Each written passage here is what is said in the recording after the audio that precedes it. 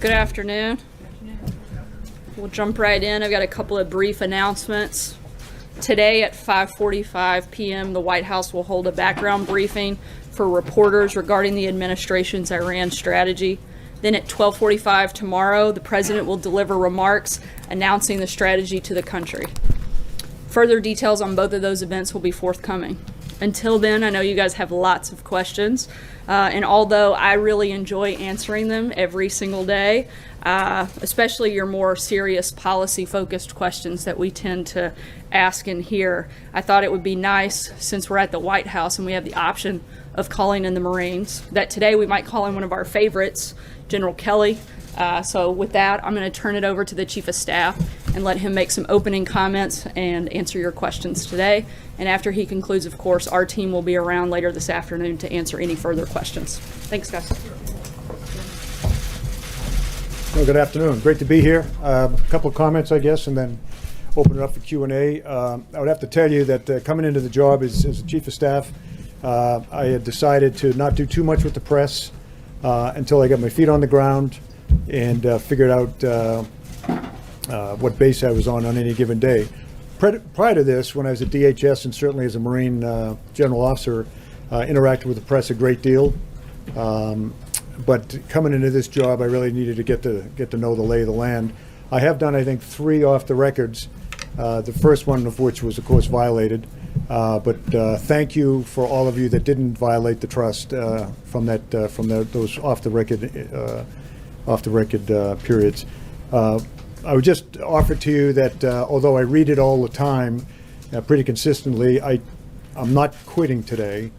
I don't believe, and I just talked to the president, I don't think I'm being fired today.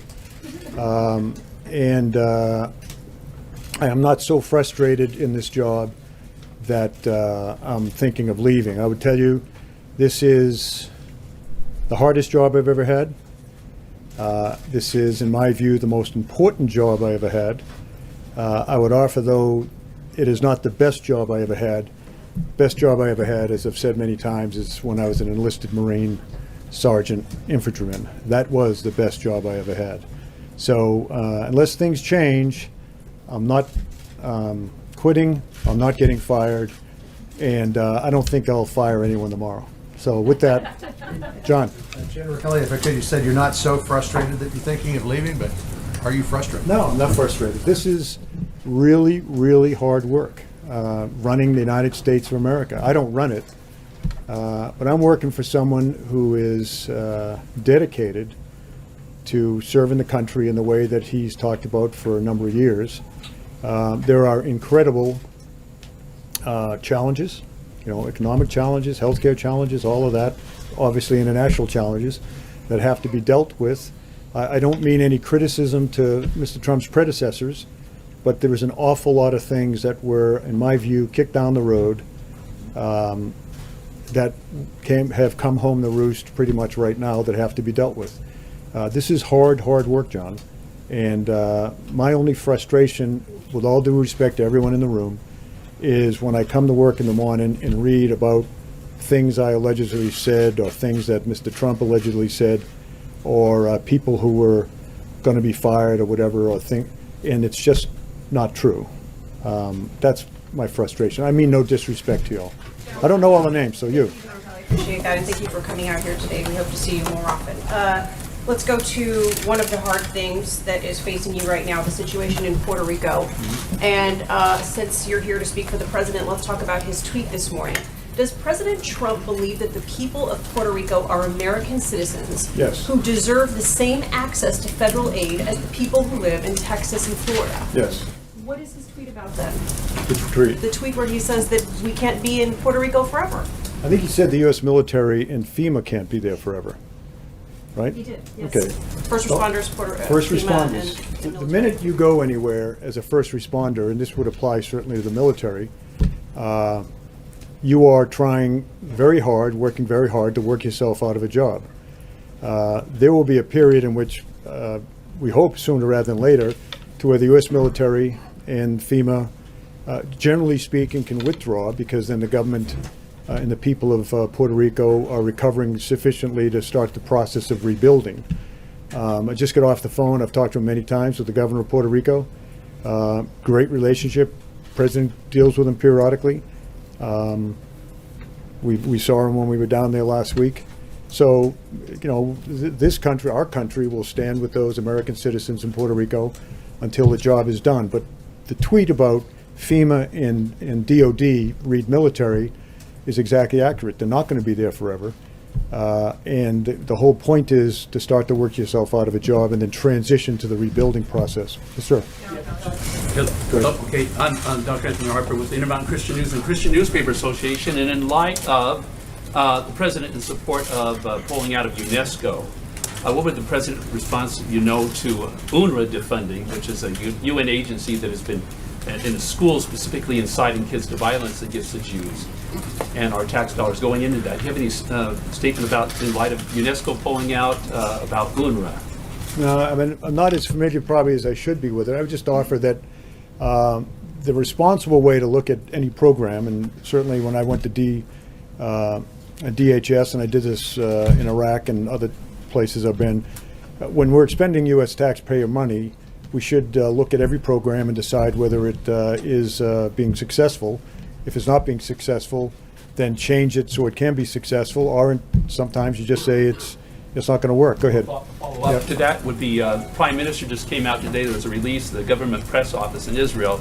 Prime Minister welcomed the withdrawal from UNESCO, and I had met with the Prime Minister of Israel in May about the UNRWA issue. He's very concerned. He made a statement in Jerusalem Post not too long ago in denouncing UNRWA, so I thought it would be... I'd have to get more familiar, sorry.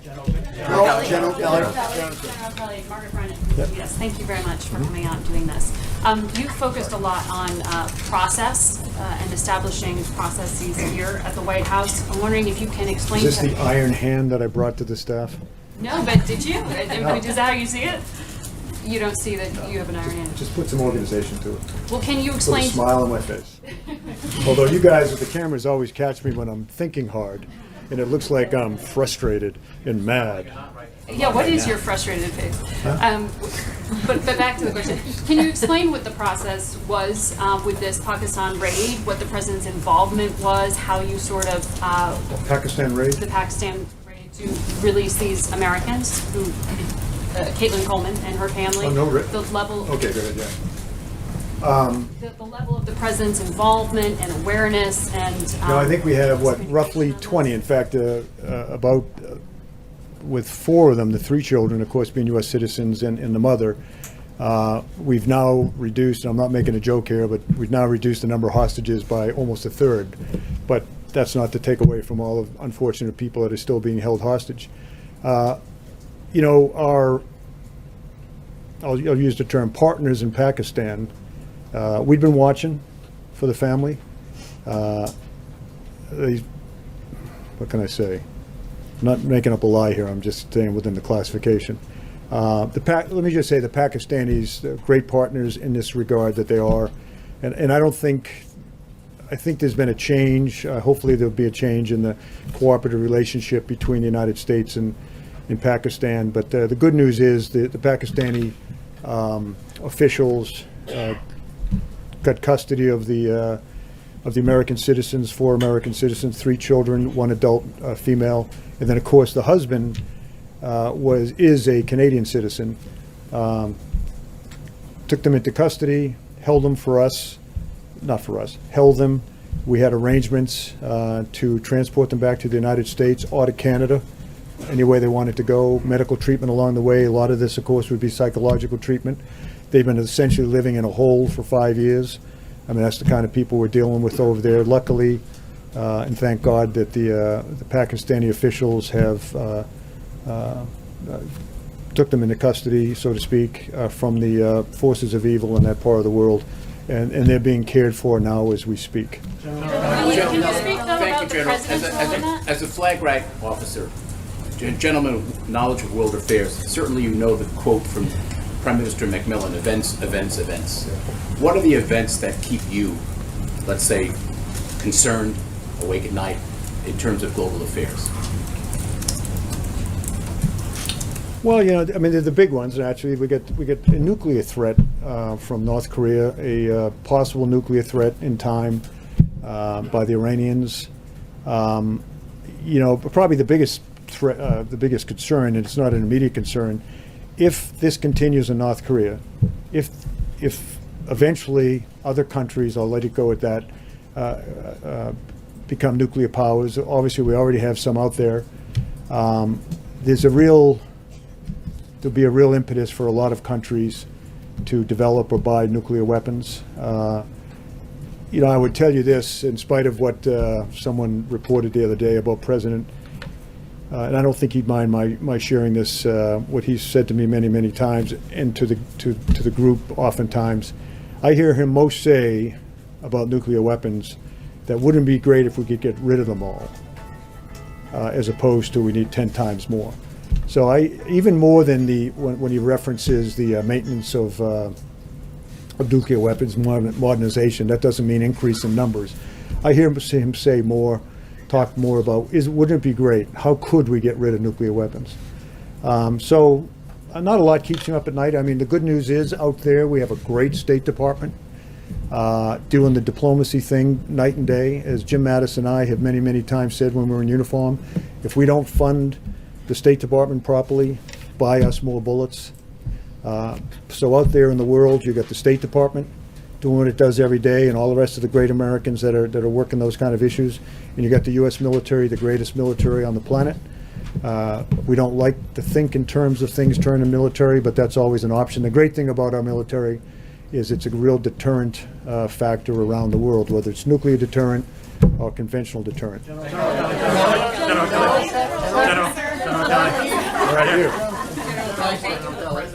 Just to get back to a thing that happened a couple of days ago, the president tweeted, the problem with agreeing to a policy on immigration is that the Democrats don't want secure borders.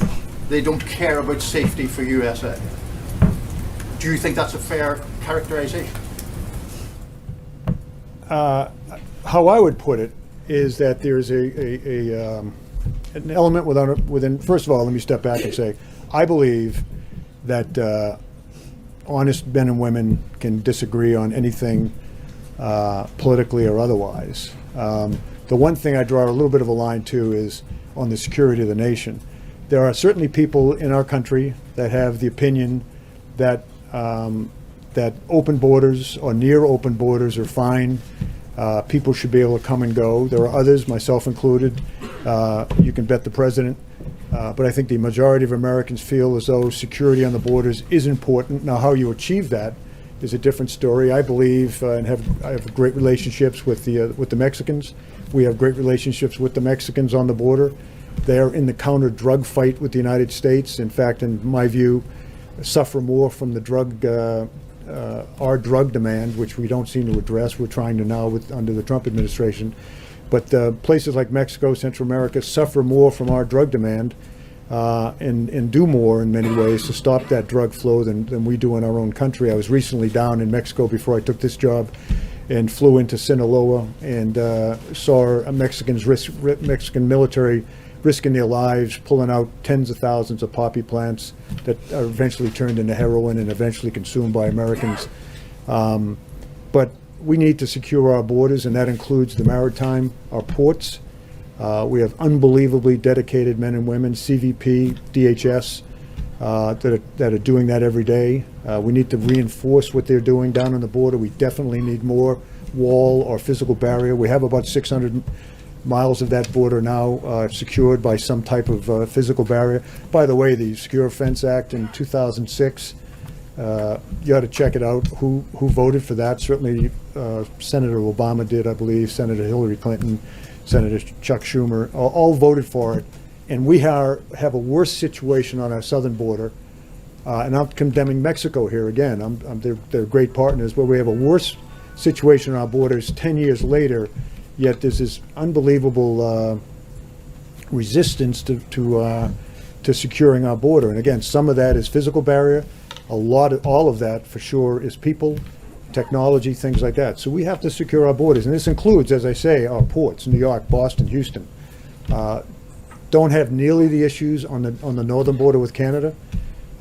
Great partnerships there, but the problem with our southern border is the drug flow, and the illegal immigration flow rides on a network that right now comes up through into the Western Hemisphere from abroad, up through Mexico, Central America, Mexico, and into the United States. Got to do something about it. Yes, sir.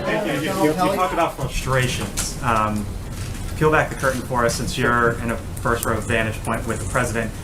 What are his frustrations right now? And secondly, a big decision that's going to be upcoming is the Fed chair position, possibly here in the next few weeks or upcoming months. Where does that stand? How actively is the administration engaging that at this moment? One of his frustrations is you, all of you, not all of you, but many of you. As I say, when I first started talking, again, I'm a reasonable guy, but when I read in the morning, I read I won't tell you what I read, but and watch TV in the morning, it is astounding to me how much is misreported. I will give you the benefit of the doubt that you are operating off of contacts, leaks, whatever you call them. But I would just offer to you the advice. I'd say, maybe develop some better sources. Some person that works way down inside an office, or just develop some better sources. The Congress has been frustrating to him. Of course, our government is designed to be slow, and it is. His sense, I think, as a man who is outside of the Washington arena, a businessman, much more of a man of action. I would say his great frustration is the process that he now finds himself, because in his view, the solutions are obvious. Whether it's tax cuts and tax reform, health care, infrastructure programs, strengthening our military. To him, these all seem like obvious things that need to be done to protect the American people, bring jobs back. These are all the things that he sees as vital to protect the American people, to advance American economy and whatnot. And the process is so slow and so hard sometimes to deal with. So I think those two things. And the Fed, where does everything stand with the Fed right now? Are you guys days away, weeks away? Some time away. I mean, there's still ongoing interviews, but every candidate. I mean, I'm trying to learn about things that have to do with what you're talking about. But all of the people that have been into interview have been really first-round draft choices, and we have more to come. And it's a very measured process. He has great, obviously, advisors to help him make that decision. Thank you. President Are Trump the people in the has- front row like the most important people, or is it? Not No, at seriously, how do you end up? We're the cannon fodder. We're the first in line when they start shooting. Okay. General Kelly, thank you so much, and thanks for being here today. President Trump in recent days has gotten into a bit of a war of words with Senator Bob Corker, the latest Republican who he's had a public feud with. As his chief of staff, are you concerned that he's jeopardizing his agenda by feuding with members of his own party? I'm not. I mean, he's a straightforward guy. The president is. That's the one thing I've found he is. I have found him, 9 weeks in the job, willing to work with anyone to advance the agenda being what's good for America, what protects America. You've seen him reach out to these people on the other side of the aisle. I think, not to get into, well, let me just say that when members of Congress say things that are unfair or critical, the president has a right to defend himself. When I read about things that are what I would perceive to be unfair or critical, unnecessarily critical, I will call members of Congress and just ask, is there anything I can do to help you with that misconception you have, or maybe explain to you why I did this or that. Oftentimes, members of Congress that I talk to will say, geez, I didn't realize it came out that way, I'm sorry, or no, I meant it, but it was kind of a grown-up comment, and so I'll take that to the president and say, but then there's others that are as the president would say, grandstanding. I'm not saying Senator Corker's that way. I'm just saying that some people grandstand and kind of enjoy the attention. Have you called fundraisers? But in the wake of this recent I've talked to Board fight? Corker. Yeah. And do his tweets make your job more difficult, General Kelly? No. No. I mean, the job of the chief of staff is to staff the president, give him the best advice, or go get the best advice I can give him, help him consume advice, help him work through the decision-making process in an informed way. But that's my job, and that's what I do. General, one question on Cuba, if I may, sir. The question on Cuba. You got it next. I'll go to you next. Is it me or him? Does the president believe that the Cuban government is directly responsible for these attacks on Americans? And does the president plan on closing the U.S. embassy in Cuba? And is the president aware of the visa crisis for Cuban What's the families? rule? How many questions can you ask? We believe that the Cuban government could stop the attacks on our diplomats. Now you. We're waiting for the president to make a decision tomorrow about the Iran nuclear deal. Can you talk broadly about the strategy to counter Iran nefarious activities in the region? And will you list the Revolutionary Guard as a terrorist organization, as some member of the Congress has suggested? I think I know that we have great partners in the Persian Gulf region, the Arabian Gulf. Clearly, we have a war that we're seeing every day being won in Iraq against ISIS. I mean, in the last 9 months, I never thought I'd ever feel sorry for them, but they're getting crushed every day. The caliphate's gone. We see them trying to escape from Iraq and get into Europe and places like that, which should cause Europeans much concern. But back on your question about Iran, the partners in the region we're very close with, great relationships with. We're out there. We have footprints on the ground, naval and air forces there, to just demonstrate our resolve, our friendship, and to try to deter anything that any country out there may do. So that's the approach we're taking to Iran right now. Clearly, the president has he's deep in thought, to say the least, about way ahead in Iran. And once again, he's not the only one that thinks that maybe the deal that was struck under the previous administration is a deal that, in the long term, even in the medium and long term, will protect America. Go ahead. Thank you, General. Go. I wanted to ask you about the effort to repeal and replace Obamacare. As we saw just a few moments ago, the president signed an executive order that he says will bring more choices for Americans, will lower premiums for Americans as well. It's October the 12th. He's been in office since January the 20th. Is there any particular reason why he didn't sign this executive order his first week in office? What's taken him so long? And my other question, if I may, General, the other question is very important. Do you blame Senator McConnell, the leader of the Senate, for the failure to repeal and replace Obamacare?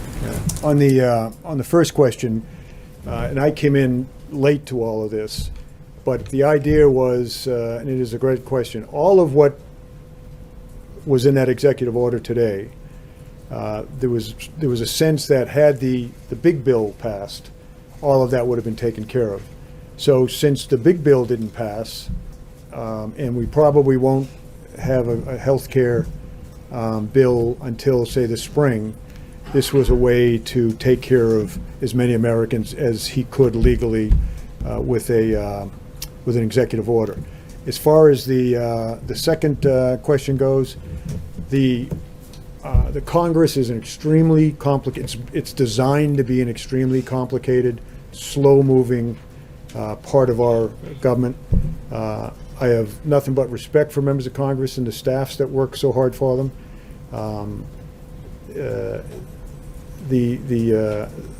Sometimes it's like talking to Nancy Pelosi once. She's the leader, but boy, is it really hard to lead. I'd say the same thing about the majority leader in the Senate. There are 100 or whatever, 100 members of Congress that look to their states, have their own political baggage to deal with, and they're not always reliable on every vote to vote the way that the president or Mitch McConnell wants to vote. So, that's good. One more. Who's the lucky one? Thank you very much, sir. First of all, congratulations. As far as for your new job. Yeah. So, as far as U.S.-India relations are concerned, recently many tragedies have taken place here, and Indian American community and India paid a tribute on 9/11 at the Georgetown University in cooperation with the Indian Embassy and also at the Gandhi Center, as far as the tragedy in Las Vegas is concerned. My question is that Indian Ambassador Mr. Sarna said that time has come now. U.S.-India should stand together against all these terrorism. And same thing, Prime Minister Modi, when he was here at the White House, he told President Trump that India is with the U.S. anytime, anywhere, as far as fighting against terrorism. So where do we stand, sir, today as far as U.S.-India relations are concerned? By the way, as I listened there, that face I had on was my listening intently face. The United States of America will stand with any country against terrorism.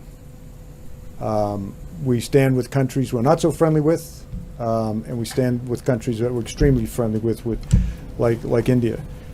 This cancer of terrorism, as we crush it in the caliphate, as you all know, is moving in other directions, to include the West, into Western Europe.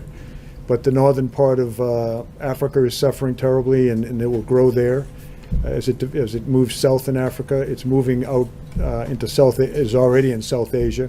Very, very dangerous. I went to a very, very good conference that King Abdullah of Jordan invited me to, the Huckabee initiative, where he had all of the Southeast Asia countries represented, particularly the big Muslim countries, to include the Philippines. They have many, many Muslims, as you all know, in the southern part of the country. And the discussion was, what do we do as this, ISIS form of terrorism, cancerous, metastasizes in those parts of the world? And these countries are very, very afraid of that, because they've had to deal with it locally, but not, if you will, a threat that will go into places that typically you don't normally see Islamic terrorism thrive. So again, I would say that the United States will work with any country, does work with every country that is trying to get its arms around terrorism of all kinds. And there are different types. It's not all religious based. There's the various types of terrorism, but that would be my answer. But I think that. Sir, is President Trump going to visit India? Is President Trump going to? Someone asked me then. Yeah. Thank you, General Kelly. I have a question about the tweets. That's a big part of this administration. Do they get you by surprise, and are they official statements? And on the war against North Korea, what are the chances? Should the American people be worried about the war? It's two questions. Yes. Which one should I answer? Both. The American people should be concerned about a state that has developed a pretty good ICBM capability and is developing a pretty good nuclear reentry vehicle. I would believe, I think I speak for the administration, that state simply cannot have the ability to reach the homeland, and for that matter, the homeland. Right now, there's great concern about a lot of Americans that live in Guam. Right now, we think the threat is manageable, but over time, if it grows beyond where it is today, let's hope diplomacy works. As far as the tweets go, it's funny. I read in the paper. You all know, you write it, that I've been a failure at controlling the president, or a failure at controlling his tweeting and all that. I was not sent in, or I was not brought to this job to control anything but the flow of information to our president, so that he can make the best decisions. I have found that Mr. Trump, from the day I met him, he's a decisive guy, He's a very thoughtful man, I should say. He takes information in from every avenue he can receive it. I restrict no one, by the way, from going in to see him. But when we go in to see him now, rather than onesies and twosies, we go in and help him collectively understand what he needs to understand to make these vital decisions. So again, I was not sent into or brought in to control him, and you should not measure my effectiveness as a chief of staff by what you think I should be doing, but simply the fact is I can guarantee to you that he is now presented with options, well thought out options. Those options are discussed in detail with his team, and then he comes up with the right decision. But it's always, always, always focused on protecting America and advancing America's economic development, jobs for America, safety for Americans. And with that, I'll let you go, and I enjoy reading about it tomorrow. Thanks a lot, everyone. President should lose their license, sir.